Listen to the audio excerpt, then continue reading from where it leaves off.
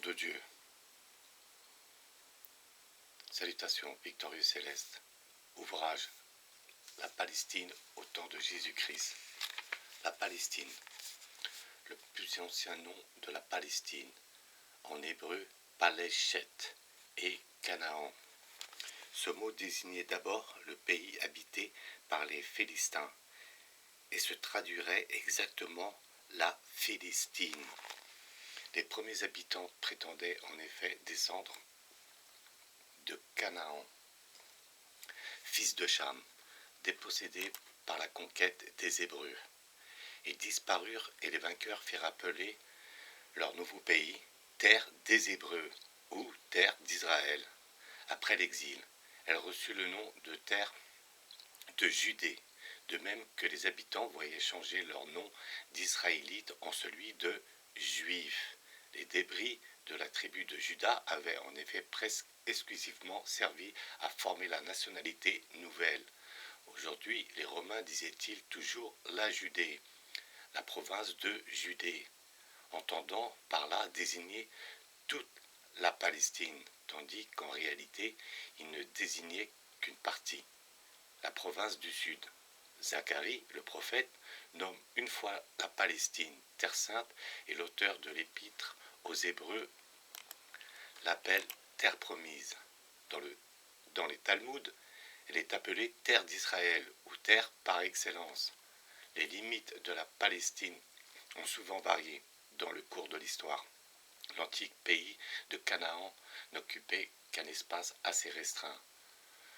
Le Jourdain le bornait à l'est, la mer à l'ouest. Sa frontière du sud partait de Sodome et Gomorrhe et aboutissait à Gaza. Sa frontière nord partait de l'Hermon et aboutissait à Sidon. David et Salomon gouvernaient un royaume beaucoup plus étendu, dont nous n'avons pas à parler ici. Il est impossible à l'aide des Talmuds de fixer les frontières de la Palestine au temps de Jésus-Christ. Les indications que nous trouvons éparses, ça et là, dans ces vastes recueils sont vagues, confuses et souvent contradictoires. Voici quelles étaient approximativement ses limites. La province d'Idumée la bordait au midi et la frontière se trouvait être une ligne imaginaire, partant du sud de la mer Morte et allant jusqu'à la mer. Celle-ci servait de frontière à l'ouest, sauf une bande de terrain vers le nord, qui formait la Phénicie, avec Tyr et Sidon, et qui dépendait point de Jérusalem. Au nord, la frontière était marquée par le mont Liban et par la province d'Albilène, la Syrie. À l'est, enfin, la province de Pérée, qui était au-delà du Jourdain, se perdait peu à peu dans le désert. Nous pouvons préciser davantage ces sortes de frontières qui sont toutes religieuses restent naturellement vagues et indéfinies. Jérusalem, centre religieux de la Palestine, était presque exclusivement habité par des sectateurs du judaïsme. Si l'on s'éloignait de la ville, la population se mélangeait de païens et la proportion de ceux-ci était d'autant plus forte qu'on était plus distant de la ville sainte, là où on ne rencontrait plus de juifs. Là où la population était entièrement païenne, on n'était plus en Palestine. Quant aux frontières politiques du pays, elles étaient naturellement plus nettes et se trouvaient aussi plus étendues que les frontières religieuses.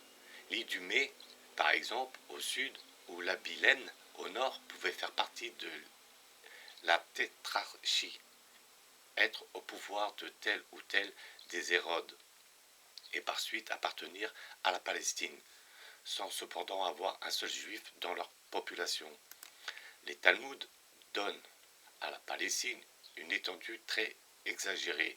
Elle aurait eu 2 250 000 romains carrés, chiffre imaginaire créé par les rabbins dans un but apologétique. Saint Jérôme comptait 160 000 Romains du nord au sud de la Palestine. Le 1000 romain valait 1,481 mètres, 75 cm. 160 000 donnait 237 km, ou environ 50 lieues. C'est à peu près la distance de Paris au Havre. la largeur du pays était beaucoup moindre. Et si nous ne comptons pas la Pérée, nous ne trouvons du Jourdain à la mer qu'une vingtaine de lieues environ. Du reste, saint Jérôme ne nous donne ici aucun chiffre. Après avoir indiqué la longueur du pays du Sud, au nord, il refuse en ces termes d'en donner la largeur. Résumons-nous d'un mot. La Palestine avait en surface à peu près l'étendue de la Suisse.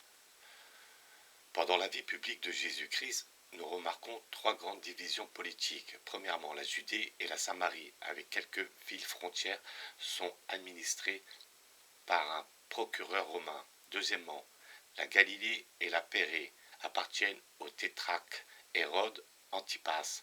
Troisièmement, la Batanée, la Trachonite, la Gaulonite, l'Ithurée, l'Oranitide dépend de son frère, le tétrarque Philippe. De ces dernières petites principautés, tout à fait insignifiantes, nous ne dirons rien ici. Elles étaient situées au nord-est du lac de Tibériade, dans une contrée où Jésus-Christ ne pénétra jamais. Par contre, nous donnerons quelques détails sur les autres provinces dont il est fréquemment parlé dans le Nouveau Testament.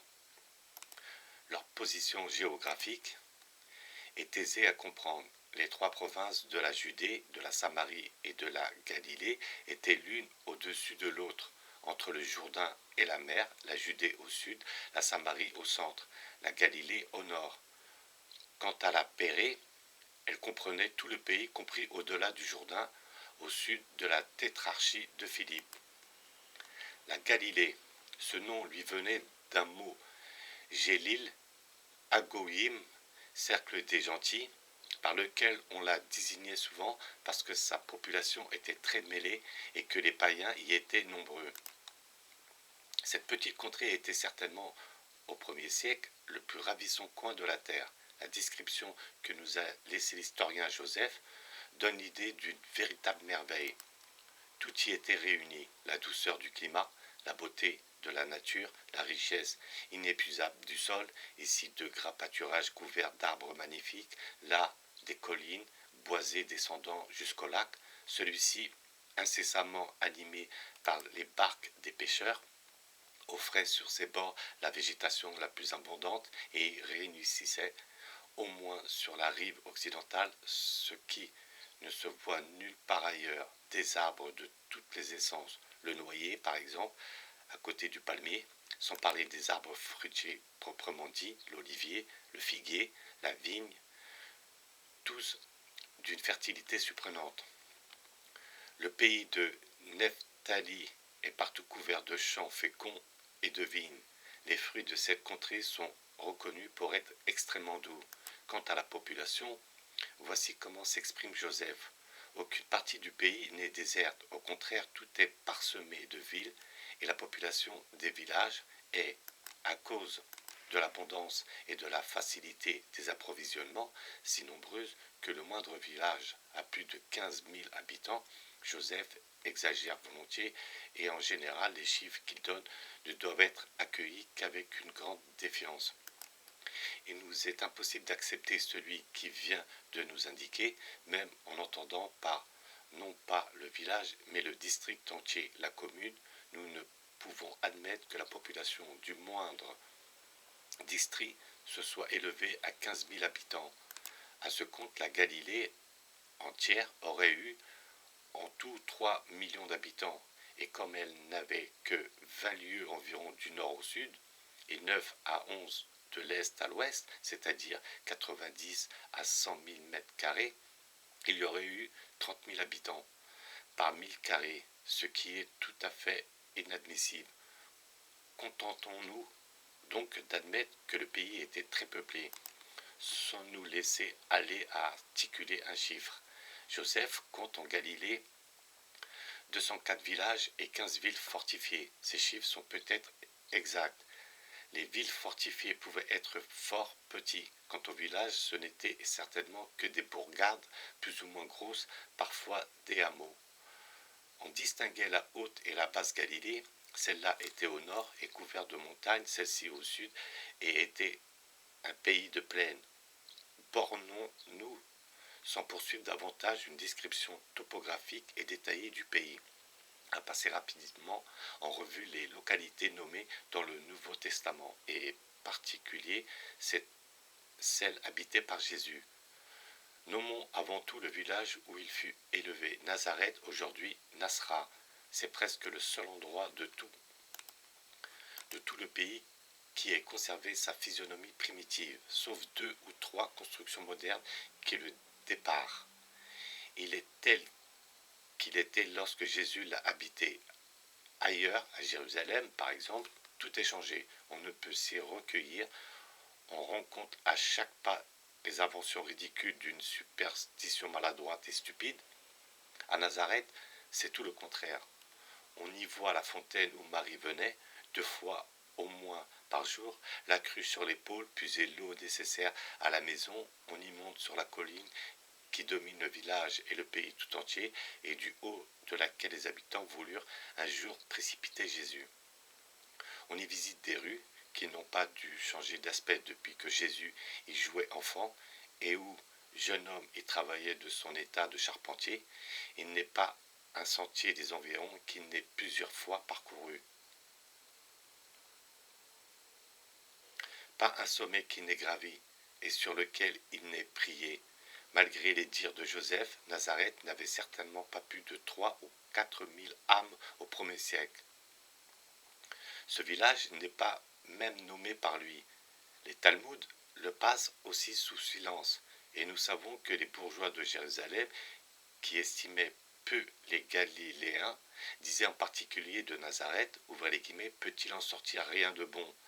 Il n'y avait certainement pas de garnison romaine à Nazareth. Perdu dans les montagnes, à 25 lieues de Jérusalem, à 8 ou 9 heures de marche de Capharnaüm, loin des grandes routes, ce charmant village restait presque ignoré. Rappelons en passant Naïm, mentionné une fois dans l'Évangile, et qui était dans la plaine d'Esdrelon. Et Cana, aujourd'hui Képher Cana, au nord de Nazareth. Et donnons quelques détails sur Tibériade. Tibériade, aujourd'hui Tabaria, était bâtie à la mode romaine, résidence d'Antipas. Elle avait été entièrement reconstruite par lui, peuplée d'étrangers et consacrée à Tibère. De là son nom. Aussi les habitants étaient-ils tous païens. Les Juifs, surtout les rabbis et les hommes pieux, évitaient d'y venir même en passant. Il est probable que Jésus n'y est jamais allé. Les splendeurs païennes dont Antipas affectait de s'entourer froissaient le sentiment national et religieux. Cette ville, située à 4 lieues de Capharnaüm et capitale de la Galilée, est nommée 3 fois dans l'évangile de Jean. C'est à Tibériade que furent écrits plus tard la Mishnah et le Talmud de Jérusalem, et plus tard encore la Masorah ou l'appareil critique du texte biblique. Tibériade est au bord du lac qui porte son nom et près de l'endroit où le Jourdain en sort pour se diriger vers la mer Morte. On pouvait passer ce fleuve sur un pont construit à cet endroit même. Il n'y en avait qu'un seul autre, le pont de Jacob, entre le lac Samochonite et le lac de Tibériade. Ce pont de Jacob faisait partie de la route de Jérusalem à Damas. Partout ailleurs, on traversait en bateau. Si maintenant nous remontons la rive occidentale du lac en nous dirigeant vers le nord, nous traversons d'abord une ligne de rochers escarpés qui aboutit à une large plaine presque au niveau de l'eau. C'est le pays de Génézareth. À l'entrée se trouve aujourd'hui un misérable village, Mejdil, et on se demande s'il ne serait pas construit sur l'emplacement de Magdala, le bourg de Marie-Madeleine. La plaine traversée, nous arrivons, toujours en suivant la rive, à un joli chemin étroit taillé dans le roc, chemin qui a toujours existé et que certainement Jésus a souvent suivi. C'est un des rares endroits de la Palestine dont on peut dire avec assurance rien n'y a été changé depuis le 1er siècle. Jésus a vu ces rochers, il a marché sur ces pierres, il a suivi cette route. Si nous continuons à remonter le lac et à suivre ses bords, nous parvenons à son extrémité septentrionale. C'est là, non loin des rives du Jourdain, que se trouve Capharnaüm, aujourd'hui Tel Homme. Et nous voici au foyer même de la prédication galiléenne de Jésus. C'est à Capharnaüm qu'il a demeuré. C'est de là qu'il partait pour parcourir la contrée et là qu'il revenait après avoir été, entre guillemets, de lieu en lieu en faisant le bien. Entre Magdala et Capharnaüm, il faut placer Dalmanutha, dont il ne reste aucun vestige. Quant à Bethsaïda et à Chorazin, leur emplacement est plus impossible encore à déterminer. On cherche Chorazin tantôt au nord, à l'endroit appelé aujourd'hui Chorazie, tantôt à 1h30 de Tibériade, là où est aujourd'hui Birk Kerrezoum. Une seule chose est certaine, c'est que ce petit canton de 3 à 4 lieues à peine a été le théâtre principal de l'activité de Jésus. Capharnaüm, Képhar signifie village, village de Naoum, était formé de constructions juives toutes grossières. Joseph l'appelle. Ce bourg était à l'égale distance de Césarée, de Philippe au nord-est et de Naïm au sud-ouest, de Tyr et de Sidon au nord-ouest et de Gadara au sud-est. À une demi-heure de marche, on trouvait l'embouchure du Jourdain et il tirait une certaine importance de sa position géographique. Situé sur la grande route d'Égypte en Syrie, section de Jérusalem à Damas, il avait un important bureau de publicain et une garnison romaine commandée par un centurion, Saul de Tarse. Il passa quand il se rendit de Jérusalem à Damas. Et on aime à croire qu'il ne put traverser ce bourg sans songer à Jésus et que les pensées qui se pressèrent alors dans son âme hâtèrent la crise qui se préparait, qui allait éclater quelques heures plus tard et faire de lui le plus grand des apôtres. À Tel Homme, on visite les restes d'une synagogue, mais les ruines assez bien conservées de son portique sont évidemment postérieures au 1er siècle. Ce n'est pas la synagogue que Jésus a fréquentée. Nous avons plusieurs fois nommé le lac. Il y a 5 à 6 lieues de long et 3 à 4 lieues de large. La barque des apôtres mettait 2 heures pour le traverser à la rame dans sa plus grande largeur. Ses bords, aujourd'hui déserts, étaient au 1er siècle les plus ravissants du monde. Mais si les arbres ont disparu, la grève est toujours la même, nette et propre, couverte de petits galets incessamment battus par le léger mouvement des flots. Le lac de Tibéria n'est pas un étang, mais une petite mer. Il y a colère subite, ces tempêtes aussi vite apaisées que rapidement déchaînées. Il était autrefois, et en accord aujourd'hui, très poissonneux.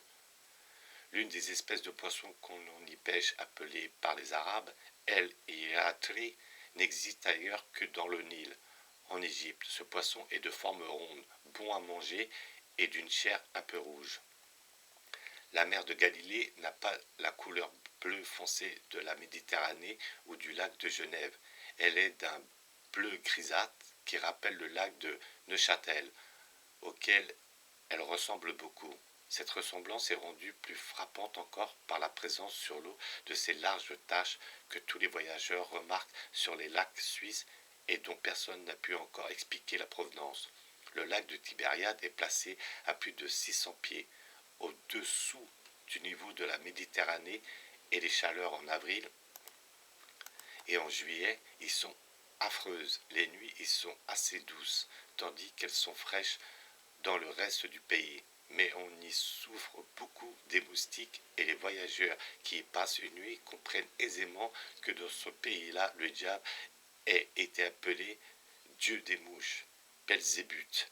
Joseph affirme qu'au 1er siècle, le climat des bords du lac était très agréable. Cela est fort possible, car le pays étant très boisé, il pleuvait plus souvent qu'aujourd'hui, et de plus la végétation entretient toujours une certaine fraîcheur.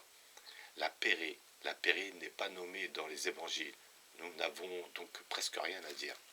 Elle faisait partie de la tétrarchie d'Antipas, c'est une province insoumise occupant tout le territoire de la rive occidentale du Jourdain, stérile et fort peu peuplée. Joseph nous indique ses limites.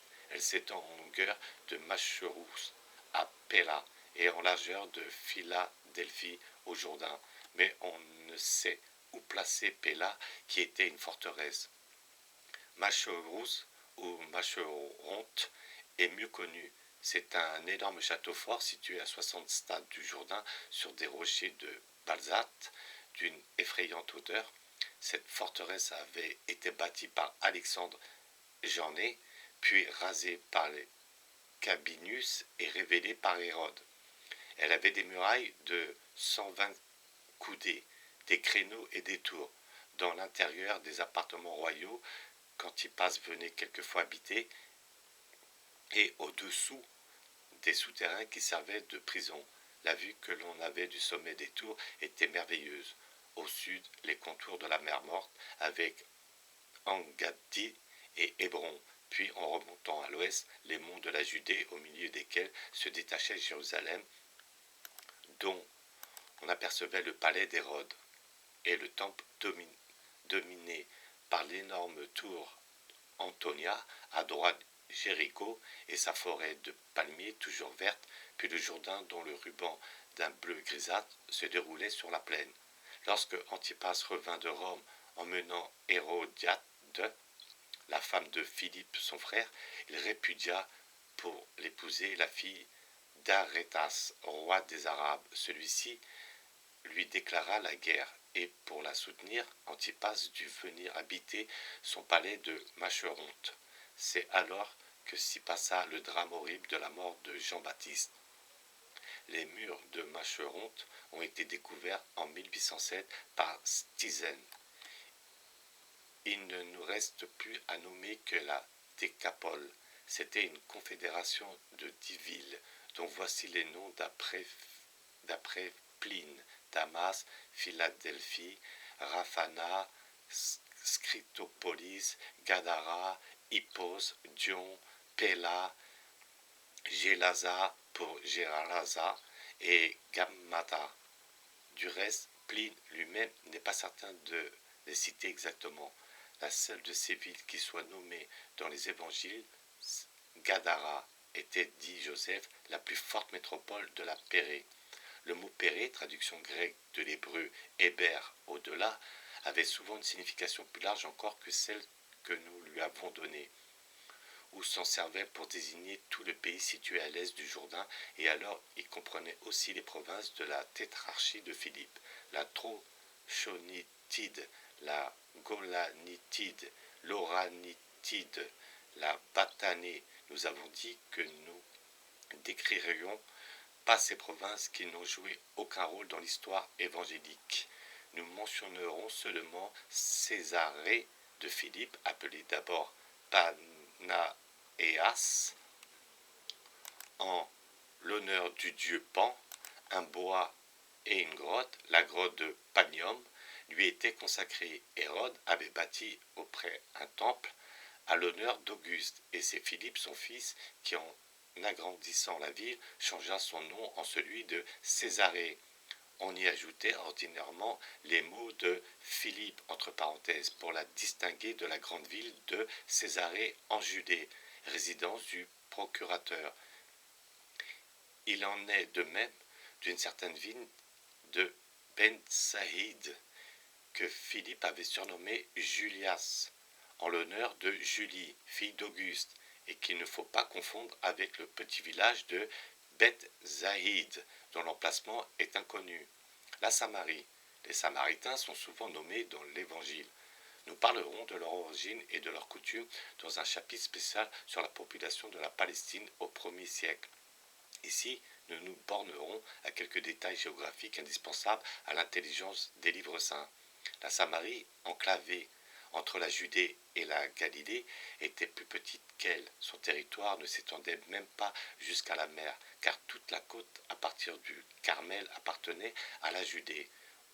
Aussi, les Galiléens qui se rendaient à Jérusalem prenaient-ils volontiers soit le chemin qui longeait la mer, soit la rive opposée du Jourdain.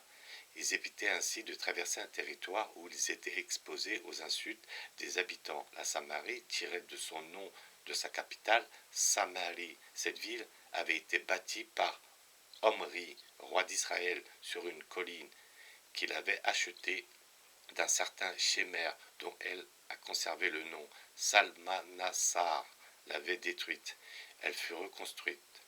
Mais Jean Hircan la détruisit encore. Enfin, Gabinius, l'égal impérial de Syrie, la fit rebâtir, et sous Hérode le Grand, elle était florissante. Ce prince y fit bâtir un temple en l'honneur d'Auguste et changea son nom en celui de Sébat, mot grec en latin Augusta, qu'elle porte encore Sébutier. Sichem, aujourd'hui Nablus, a pour nous plus d'intérêt que Samarie. C'était une forte ancienne ville construite dans une vallée. Le mont Ébal est au nord et le fameux Garizim au sud. L'évangile de Jean l'appelle Sichar. C'est un terme ironique qui signifie ivresse. On ne le trouve que là. Il nous paraît être un de ces sobriquets inventés par les Juifs qui défiguraient les noms de Samaritains et par mépris les tournaient en ridicule.